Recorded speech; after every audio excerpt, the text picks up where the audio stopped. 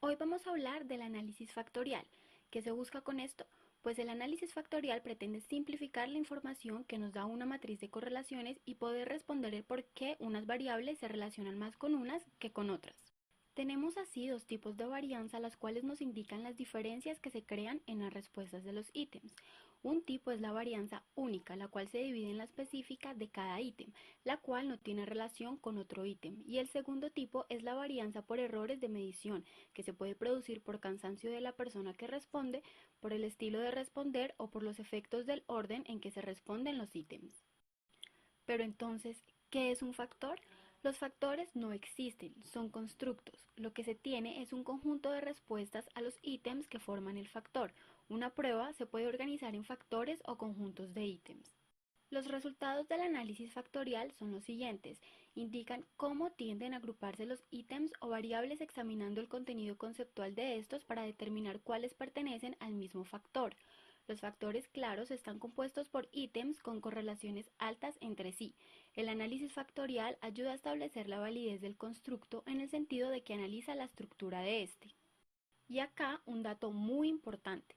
La información fundamental que da el análisis factorial es el número de factores que permite explicar la mayor cantidad de la varianza, el peso o correlación de cada ítem con cada factor. Así que debemos tener claro que para que un ítem se determine como perteneciente al factor, este debe tener una correlación mínima de 0,5 y no tener las mayores en otro factor. Además, el factor debe tener como mínimo 3 ítems, la proporción de varianza explicada por cada factor y la proporción de varianza explicada por todos los factores.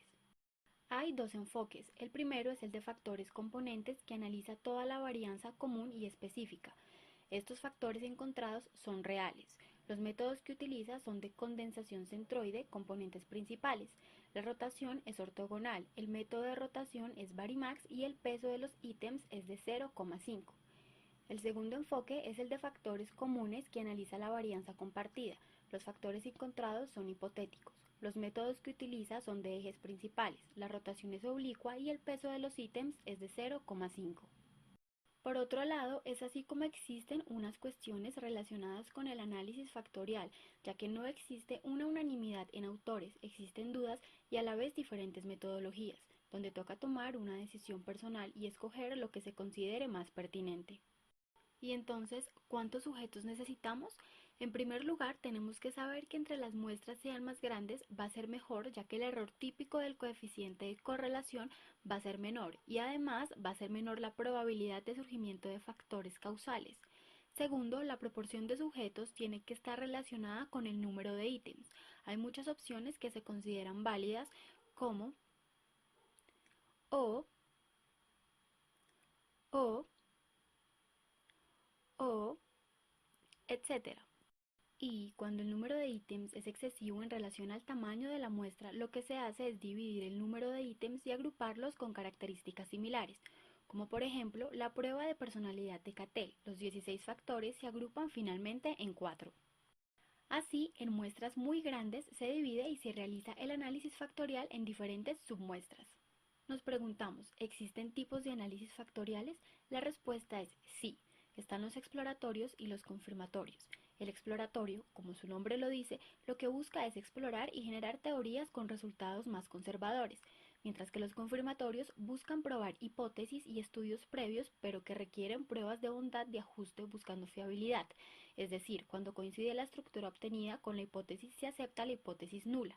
Sin embargo, hay que utilizarse con cautela y usarse con hipótesis específicas. Vamos a explicar ahora los componentes principales y factores comunes.